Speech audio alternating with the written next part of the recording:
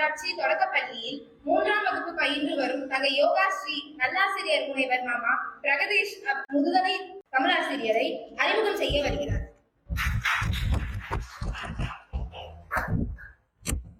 சிறப்பு விருந்தினர்களின் முனைவர் மாமா பிரகதீஷ் தஞ்சாவூர் அரசர் மேல்நிலை பள்ளியில் முதுகலை தமிழாசிரியராக பணியாற்றி வருகிறார். 22 ஆண்டுகளுக்கு மேலாக JRC இயக்கத்தில் பல்வேறு சேவை பணிகளை செய்து வரும் பெருமைக்குரியவர்.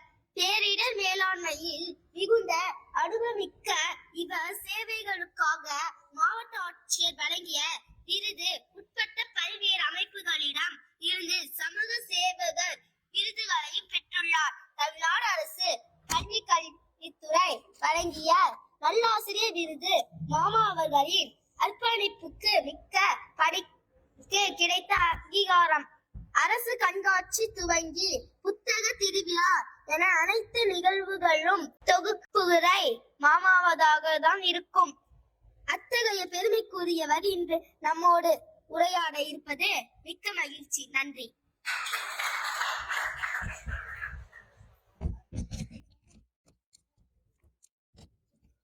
மாமா அரங்கம் உங்கள் வசம். வாசிப்பு பேரிகம் வழிகாட்டி நூல் அறிமுகத்தோடு தங்களின் தேனினும் இனிய தமிழ் உரையை வழங்குங்கள். அன்னை தமிழே, அழகு பெருநிலமே, உன்னை வணங்குகின்றேன்.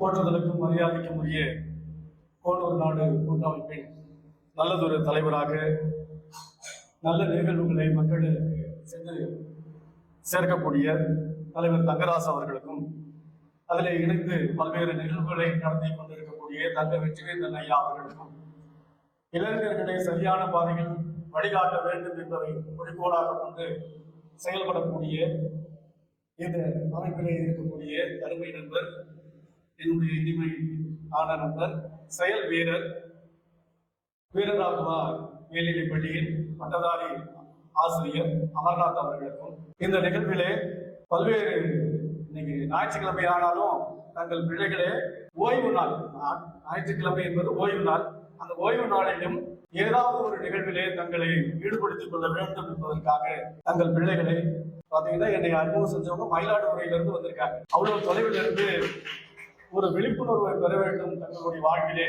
என்பதற்காக இங்கே வருகை கொண்டுள்ள அனைத்து ஆசிரியர் பெருந்தகை பெற்றோர்கள் மற்றும் இந்த இயக்கத்தின் நாளைய தலைவர்கள் இன்னைக்கு முன்னாடி உட்கார்ந்துருக்கீங்க. நாளைக்கு இங்க வந்து அமரக்கூடிய இளம் சிறார்கள் அனைவருக்கும் எனது நன்றியை வணக்கத்தை தெரிவித்துக் கொள்கிறேன். அன்புக்குரியவர்களே, கொஞ்சம் உங்க முகம் அந்த முக மலர்ச்சியோட அருமையா வரவேற்பு உரையாற்றிய இளஞ்சிறார் எல்லாருடைய முகமும் அவங்க என்ன சொல்ல போறாங்க, என்ன சொல்ல போறாங்க அப்படிங்கிற ஒரு எதிர்பார்ப்பு, எப்படி படிக்க போறாங்க, நீங்கள் எல்லாம் இந்த நிகழ்ச்சியை தொகுத்து வளர்க்கறதுல எனக்கு ரொம்ப மகிழ்ச்சி. காரணம், அந்த அளவுக்கு பல்வேறு ஊடகத்துறை, தகவல் தொழில்நுட்ப துறை இப்ப என்ன இதெல்லாம் வளர்ந்துருச்சு. இந்த வாசிப்பு அப்படிங்கிறது இருக்கா அப்படின்னு பாத்தீங்கன்னா நடைமுறையில இப்ப பெரிய தடை.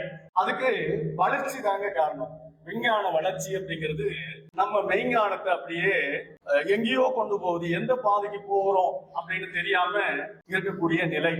இதை பத்தி சொல்ல போனா பாத்தீங்கன்னா இன்னைக்கு எப்படி இருக்காங்க மானுட மனிதர்கள் வந்து எப்படி எல்லாம் இருக்காங்க அப்படின்னு பாத்தீங்கன்னா இன்னைக்கு பல பேர் வாழ்க்கை வாழ்றதுதான், ஒவ்வொரு நொடியும் நம்ம வாழ்றதுதான் நம்ம வாழ்க்கை.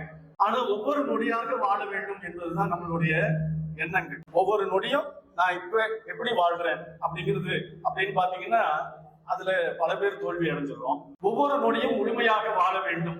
சொந்த வீடு, சுகமான செல்வம், வாகனம், வண்ண தொலைக்காட்சி, குளிர்சாதன பெட்டி, விதவிதமான ஆடைகள், வகை வகையான அணிகலன்கள், கம்ப்யூட்டர் கருவிகள், எலக்ட்ரானிக் பொருட்கள், வங்கி கணக்கில் பணமா சேர்த்திருக்கிற பணங்கள், இது எல்லாமே சேர்த்து வைக்கணும் அப்படிங்கிறதுக்காக இடைவிடாது தொடர்ந்து நம்ம உழைப்பு அப்படிங்கிறது இருக்கு. அதை சேகரிக்கணும் அப்படிங்கிறதுல இதுல பாத்தீங்கன்னா நம்ம பல இதை தவற விட்டுறோம். இரவுல பார்க்கிற நிலவை பார்க்கறது இல்ல, நட்சத்திரங்களை கண்டு அது கண் சென்றத நம்ம ரசிக்கிறது இல்ல, வானவில் போன்ற ஓவியத்தை நம்ம பார்க்க தவறி விடுகிறோம். கடல் அலைகளை நம்ம கால்களை கொண்டு போய் நினைக்கிறதுல அது வந்து வருடி செல்வதை நம்ம தவற விடுறோம். கடற்கரை மணல்ல நம்ம பாதங்கள் பதிஞ்சு அதை மறுபடியும் அடுத்த கால் எடுத்து வைக்கிறத நம்ம மறந்து போயிடுறோம். புள்ளில் படுத்து அப்படியே புரளுவது இப்பெல்லாம் அந்த காட்சிகள்லாம் இல்லை. பூக்களுடைய மலர்ச்சி இப்ப இங்க இருக்கக்கூடிய பூக்களை முகமலர்ச்சியை தான் நம்ம பார்க்க முடியுது. இது மாதிரி நம் குழந்தைகளோட புதுகளிப்பு அப்படிங்கிறது, தாயின் மடியில் தலை சாய்த்து கதை பேசுவது, குளிர்காலை பொழுதிலே புள்ளினங்கள் அதாவது பறவைகளோட இசை கேட்பது, இது எல்லாமே இதயத்தை பறிகொடுத்து நாம நிற்க வேண்டிய நாம அப்படியே எந்திர தொழிற்சாலை அப்படி இப்படின்னு எந்திரமயமாக நம்மளுடைய வாழ்க்கையை நடத்திட்டு போறோம். அன்புக்குரியவர்களே, இப்ப பாத்தீங்கன்னா வாசிப்பு பேர் இயக்கம் நல்ல ஒரு இயக்கம்.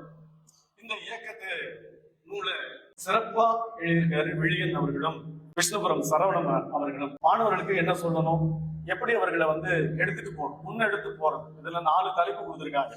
4 தலைப்பு என்னன்னு பாத்தீங்கன்னா, வாங்க வாசிப்பை பேர் இயக்கமாக மாற்றுவோம் அப்படிங்கிறது. ஏன்னா இப்ப புத்தகங்கள்ல பிள்ளைகிட்ட இருந்து அது விலகி வெகு தூரம் போயிடுச்சு. அது இவங்க படிப்புல இருந்து அது விடைபெற்று கொண்டு இருக்கிறது அப்படின்னு விழியன் அவர்களும் விஷ்ணுபுரம் சரவணன் அவர்களும் சொல்றாங்க.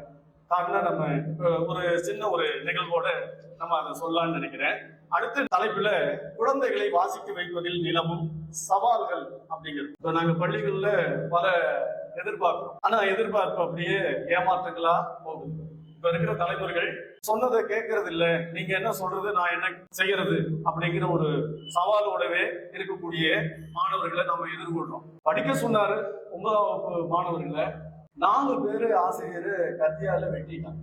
இந்த செய்திகள்லாம் ஊடகங்கள் வழியா நம்ம தெரிஞ்சுக்கணும். அதே மாதிரி நடப்பில் இருக்கும் பல வகையான வாசிப்புகள், எப்படி எல்லாம் அந்த வாசிப்பை நம்ம முன்னெடுத்து செல்றது அப்படின்னு சிறப்பான நிகழ்வுகளை 4வது சிறப்பான நிகழ்வுகள் எல்லாம் தொகுத்து கொடுத்திருக்காங்க. இந்த வாசிப்பு பேரியக்கத்தை நம்ம எப்படி முன்னெடுத்து செல்வது அப்படிங்கிறது. இப்ப நம்ம கோனூர் நாட்டு அமைப்புல இந்த வாசிப்பு பேரியக்கத்தை முன்னெடுத்து நடத்துறோம். இப்ப பாத்தீங்கன்னா கடவுள் என்கிற நம்பிக்கை உள்ளவங்க இதுல வாசிப்பிலிருந்து விடை பெற்றான் அப்படிங்கிற ஒரு செய்திக்காக சொல்றேன். கடவுள்கிட்ட போய் வேண்டாம், என்ன வேண்டாம், ஒருத்தன் போய் வேண்டாம், சாமி நடவு நட்டுருக்கேன் பார்த்து மழை பெய்யும் அப்படின்னு. இன்னொருத்தன் போறான், தை மாசம் வருது, களிமண்ணை நல்லா பிசைஞ்சு வச்சிருக்கேன், அது கொஞ்சமா காயணும், அதனால வெயில் அடிக்கணும் சாமி அப்படின்னு சொல்லிட்டு போறான். இப்ப கடவுளுக்கு ஒரு சிக்கல், ஒண்ணு மழையை பெய்யறதா விவசாயிக்காக, இன்னொன்னு அந்த மட்பாண்டம் செய்யக்கூடியவனுக்காக பெய்யவனுக்காக வெயில் அடிப்பதா அப்படிங்கிறது. தன்னுடைய அமைச்சரவையை கூப்பிடுறாரு. அதுல ஒவ்வொருத்தரும் ஒவ்வொரு யோசனை சொல்றாங்க.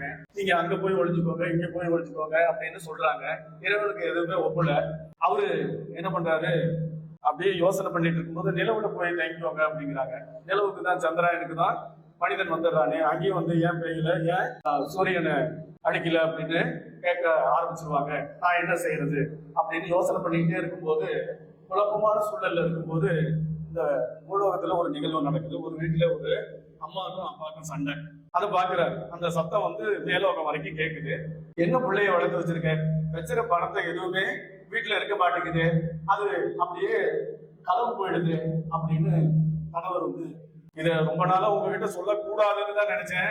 நம்ம வளர்க்குறப்பே ஒரு பையன், உருப்படாத பையன், அவன் என்ன பண்றான் தெரியுங்களா, நான் எங்க எல்லாம் ஒழிச்சு வைக்கிறோனோ அதை எப்படித்தான் பாப்பான்னு தெரியல, எல்லா பணத்தையும் ஆட்டையை போட்டுட்டு போயிடுறான், எடுத்துட்டு போயிடுறான் அப்படின்னு அந்த அம்மா சொல்ல, பிள்ளைய பத்தி ரொம்ப சொல்லாத, இப்பதானே என் கவனத்துக்கு கொண்டு வந்திருக்க, அதை சரி பண்ணிடலாம்.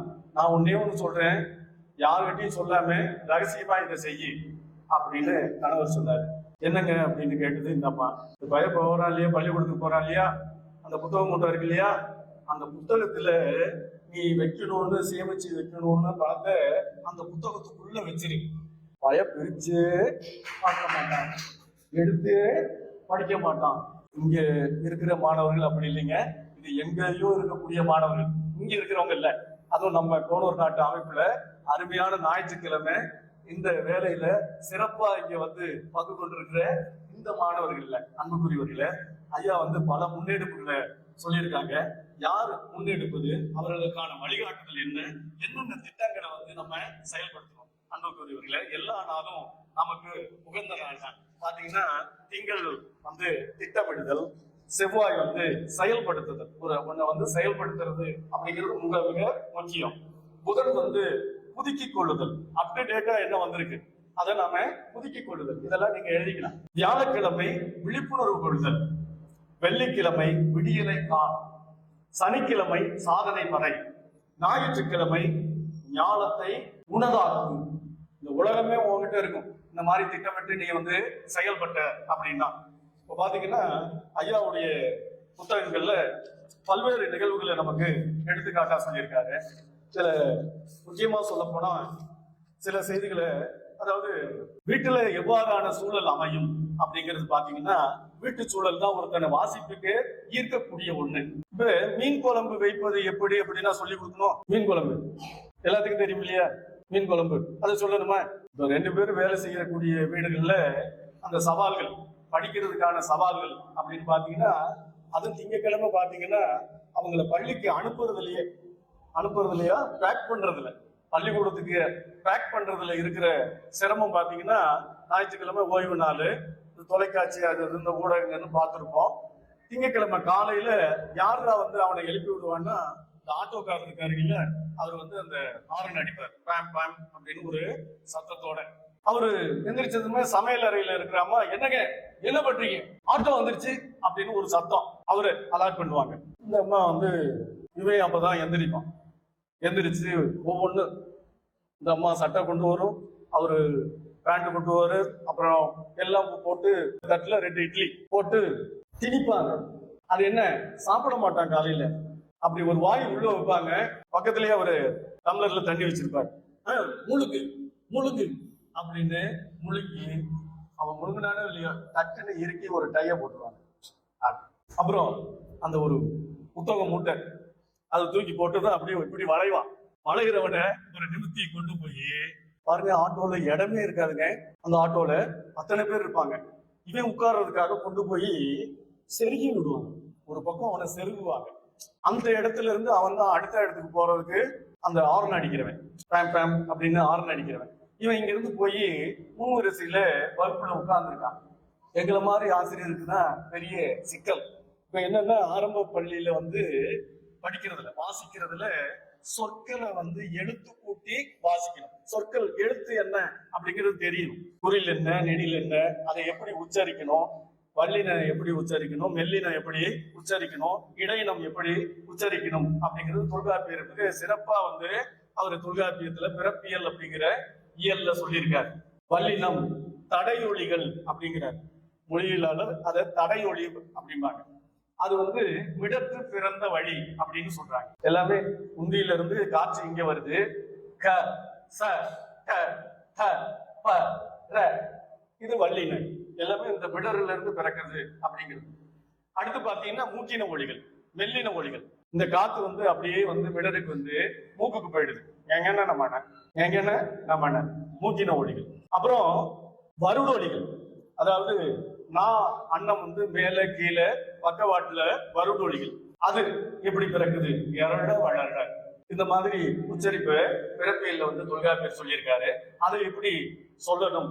இந்த கீழ்நிலை வகுப்புல இந்த எல்கேஜி யூகேஜி பாத்தீங்கன்னா இந்த மாதிரி படிச்சுட்டு இட்லி முழுங்கிட்டு வந்து உட்கார்ந்துருக்காங்க இல்லையா, அது முன்வரிசையில உட்கார்ந்துருக்காங்க. அன்னைக்குன்னு பார்த்தா அந்த ஸ்கூல்ல இன்ஸ்பெக்ஷன் அதிகாரி, இதுல வேற அந்த ஜன்னல் ஓரமா பிரின்சிபல் அப்படியே ஒழுங்கா எடுக்கிறாங்களா, பாடம் ஒழுங்கா எடுக்கிறாங்களான்னு அப்படியே செக் பண்ணுவார். பாருங்க, முன்னாடி இவன் வந்து உட்கார்ந்துருக்கான். இந்த அம்மா வந்து பாடம் சொல்லி கொடுக்குறாங்க. அவங்க சொல்ல சொல்ல அவங்க திரும்ப சொல்லணும். என்னது, அவங்க சொல்ல சொல்ல திரும்ப சொல்லணும். ஏபிபிஎல்இ சொல்லவே இல்லை நீங்க. ஏபிபிஎல்இ ஏபிபிஎல்இ ஏபிபிஎல்இ ஆப்பிள். ஏ ஒரு மாதிரி திருக்குறள்னு முடிச்சிட்டு இருக்கான். யாரு, அந்த இட்லியை முழுங்கிட்டு வந்தா இல்லையா, அவன் வந்து அப்படியே முழிச்சுக்கிட்டு இருக்கான். இந்த அம்மா அவனையே பார்த்து சொல்லுது, அடுத்த சொல்லு பிஓஒய் பாய். சொல்லுங்க, பிஓஒய் பாய்.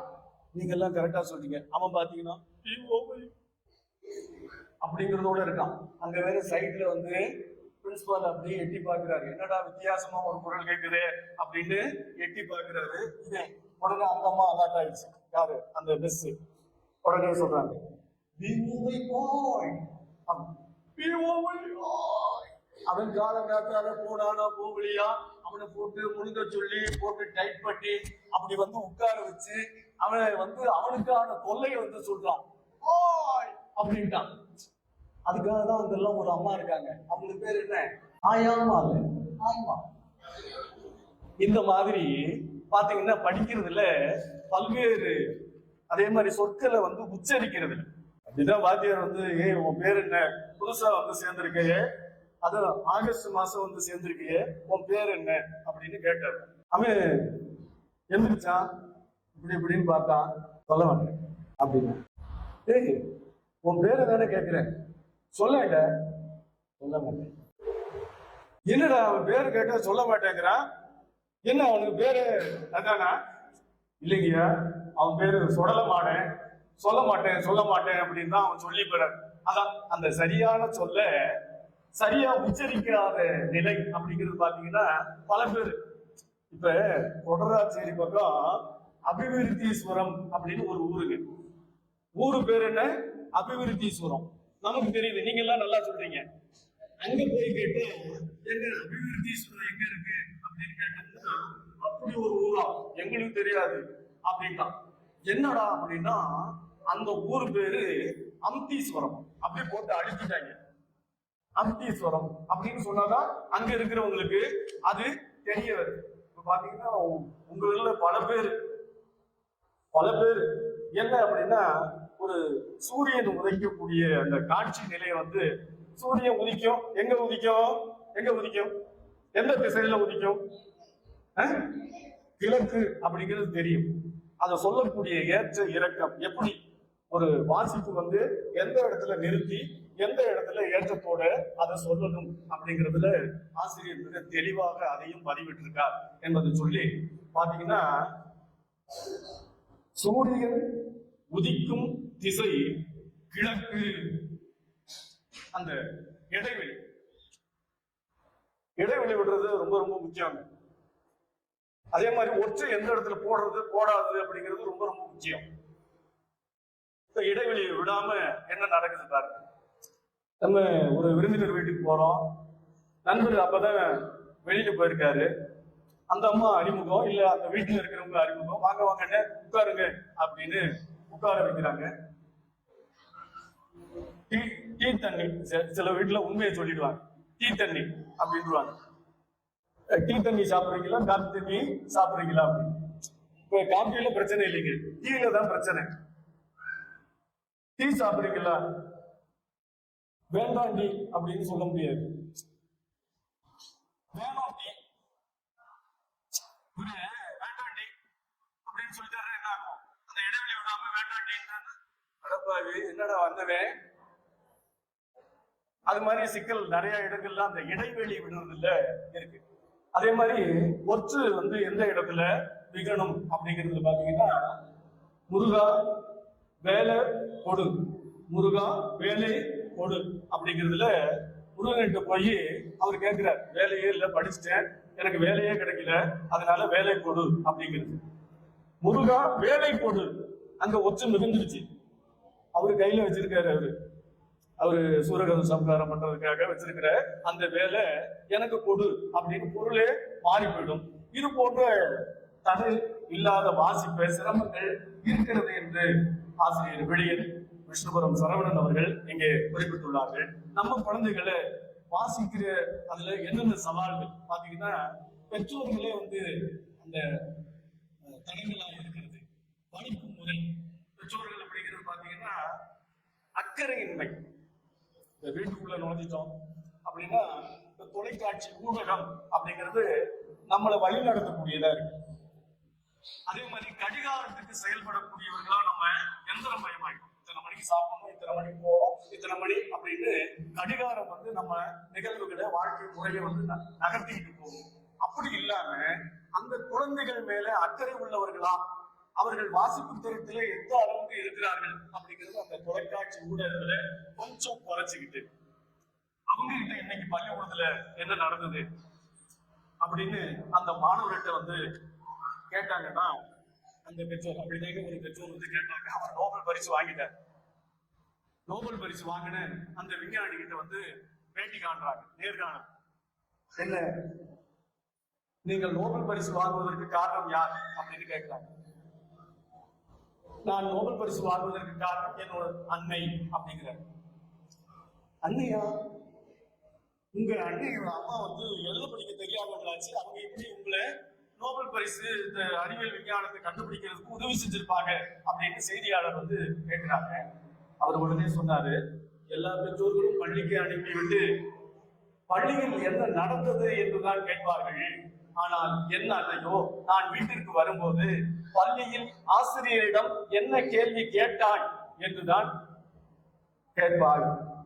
அதனால் நான் இன்று இந்த காந்தப்புலத்தை அறிவிக்கு கண்டுபிடிக்கக்கூடிய ஒரு விஞ்ஞானியாக இன்று நோபல் பரிசு பெற்றுள்ளேன் என்று ஈசாக் அவர் சொல்றதுக்கு முக்கிய காரணம் அப்படிங்கிறது சொல்லிக்கொண்டு, அன்புக்குரியவர்களே,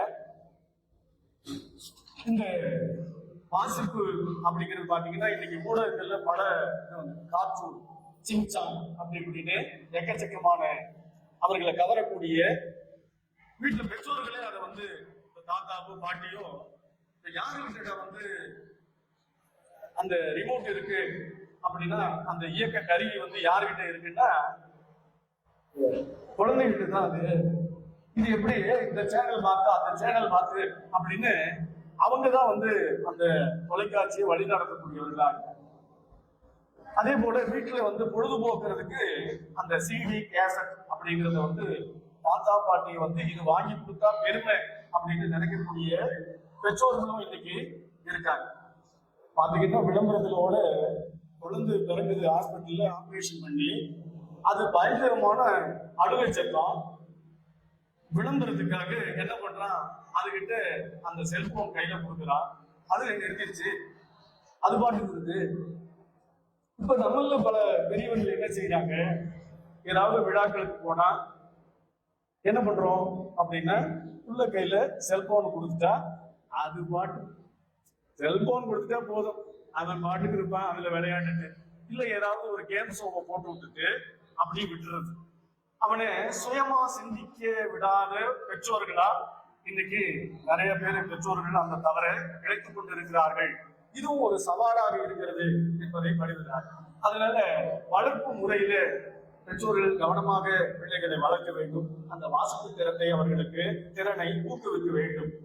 குழந்தை பிறக்கிறதுல இருந்து, அதாவது அந்த அம்மா கருவுல கருச்ச முதல் அந்த குழந்தை வந்து ஒவ்வொன்றா கத்துக்குது. தாய் தான் முதல் ஆசிரியர், முதல் டீச்சரே வந்து தாய் தான். கருவறையிலிருந்து கல்லறை வரை கற்றல் நிகழ்வு அப்படிங்கிறது தொடருது அப்படின்னு கல்வியலாளர்கள்லாம் சொல்றாங்க. அந்த சவால்களை சவாலா இருக்கு இன்னைக்கு. ஏன்னா அந்த கருவுல இருக்கக்கூடிய அந்த பெண் வந்து எப்படி என்னென்ன நம்ம புராண கதைகள்ல அபிமன்யு வந்து கதை கேட்டதெல்லாம் படிச்சிருக்கோம். சக்கர வியூகத்தை உடைச்சிட்டு போறது எப்படின்னு தெரியும். ஆனா அதுல இருந்து மீண்டு வர்றதுக்காக அவன் எந்திரிச்சு நம்ம வேற பணிகளை பார்த்தாச்சு அப்படிங்கிறதுனால அவன் கொலை விடப்பட்டா அபிமன்யு அப்படிங்கறதெல்லாம் படிக்கிறோம். அப்ப ஒரு நடப்பியல்ல சத்ரபதி சிவாஜிக்கு வந்து அவங்க தாய் வந்து பல்வேறு கதைகளை வந்து சொல்றாங்க. அவங்க ஆசிரியர் வந்து அவருக்கு ஒரு பரிசு பொருள் அனுப்புறாரு. அந்த பரிசு பொருள் பாத்தீங்கன்னா ஒரு களிமண் போன்ற ஒரு இதா இருக்கு. அதை பார்த்துட்டு என்ன இதை போய் அனுப்பியிருக்காரு, உன்னை வந்து இப்படி கேவலப்படுத்தியிருக்காரு அப்படின்னு அவங்க அம்மா சொல்ல, இல்ல இது பல்வேறு உட்பொருள்கள் வந்து அடங்கிய ஒரு பரிசு பொருள், நான் பின்னால எப்படியெல்லாம் நான் செயல்பட வேண்டும் என்பதை அவர் கொடுத்திருக்கிற இந்த பரிசு பொருள் எனக்கு ஒரு அறிவுரை போல உபதேசம் போல இருக்கக்கூடிய ஒன்றாக இருக்கிறது என்பதை சொல்லியும், அது மாதிரி குழந்தைகள் வளர்ப்பு முறையில நல்ல புரிதலோடு அவர்களை வளர்க்க வேண்டும் என்பதை இந்த ஆசிரியர் வந்து பதிவு பண்ணியிருக்காரு. அதே மாதிரி ஆசிரியர் பெற்றோர் புரிதல், இந்த ரெண்டு பேருக்குமே ஸ்கூல்ல என்ன செய்வாங்க, வீட்டுல இப்படி நடந்துக்கிறானே, ஏன்னா உங்க ஸ்கூல்ல இப்படிதான் சொல்லி தர்றாங்களா, உங்க வாத்தியாருக்கு தான் சொல்லி கொடுத்தாங்களா, சமூகம் கேட்குது. ஒரு பேருந்துல நடத்துனர் கேட்கிறாரு, உங்க டீச்சருக்கு தான் சொல்லி கொடுத்தாங்க, இப்படி இடிச்சுட்டு போற, காலம் மிதிச்சுட்டு போற, ஒரு சாரி கேட்க மாட்டோம் அப்படின்னு சமூகம் வந்து எதா இருந்தாலும் ஆசிரியர் மேல சொல்லுது. நம்ம ஆசிரியர் மேல எடுத்திருக்காது, வீட்டுல சரியில்லை போல இருக்கு, அம்மா அப்பா வந்து சரியான வளர்ப்பு நல்லதை சொல்லி கொடுக்கல அப்படின்னு ரெண்டு பேருக்கும் ஒரு இடைவெளி அப்படிங்கிறது வந்துருது. இத சரியா வந்து பயன்படுத்திருக்கா யாரு, மாணவர் வந்து என்ன வேணாலும். இப்ப பாத்தீங்கன்னா சுயமா கற்றல் அப்படிங்கிறது குறைஞ்சு போச்சு. எதா இருந்தாலும் கூகுள்ல சர்ச் பண்ணா கிடைச்சிடும். நம்ம பெரிய அறிவாளி அப்படிங்கிறது இருக்கு. அதுல தேடுதல் பூராமே வந்து உண்மை மெய்மைத்தன்மை அப்படிங்கிறது கிடையாதுங்க அன்புக்குரியவர்கள. அடுத்து பாத்தீங்கன்னா ஆசிரியர் வந்து நூலகத்தில் இருக்க வேண்டியவை அப்படின்னு ஒரு பட்டியலை தர்றாரு. கதைகள், சிறுகதைகள், சிறுகதை தொகுப்புகள் நிறைய வந்திருக்கு. நாவல்கள், நீண்ட கதைகள், கட்டுரை தொகுப்புகள், எளிய அறிமுகங்கள், படக்கதைகள், ஆளுமை அறிமுகங்கள். பல்வேறு ஆளுமைகள் நம்ம கிட்ட இருக்காங்க. அதுல சிறந்த ஆளுமைன்னு பாத்தீங்கன்னா பாரதியார், தாகூர், ஷெல்லி போன்றவர்கள் எல்லாம் இருக்காங்க. அவர்களுடைய அந்த ஆளுமைகளை நம்ம அறிமுகம் ஆகிக்கணும். அதே மாதிரி விடுதலை போராட்ட தியாகிகள் பல பேர் இருக்காங்க. அகராதி, அறிவியல், அகராதி ரொம்ப ரொம்ப முக்கியங்க. சொல்லுக்கு பொருள் காட்டுதல் மட்டும் இல்லாம அதுல பல்வேறு விஷயங்கள், பல்வேறு ஒரு சொல்லுக்கான எடுத்துக்காட்டை எப்படி எல்லாம் தரலாம், அது பழமொழி மூலமா, சொற்றொடர் மூலமா எப்படி எல்லாம் விளக்கலாம், ஒரு சொல்லுக்கு எத்தனை பொருள் இருக்கு அப்படிங்கிறது அகராதி வந்து தெளிவா நமக்கு அந்த அகராதி பயன்பாடுகளும் மாணவர்களுக்கு தேவை. பாடல்கள், கவிதைகள், நாடகங்கள், சிறுகதை, குழந்தை இதழ்கள், புதிர்கள், விடுகதைகள், நாடோடி கதைகள், நாடோடி கதைகள், இந்த மாதிரி கதை அப்படிங்கிறது பாத்தீங்கன்னா எக்கச்சக்கமா இருக்கு. ஒரே ஒரு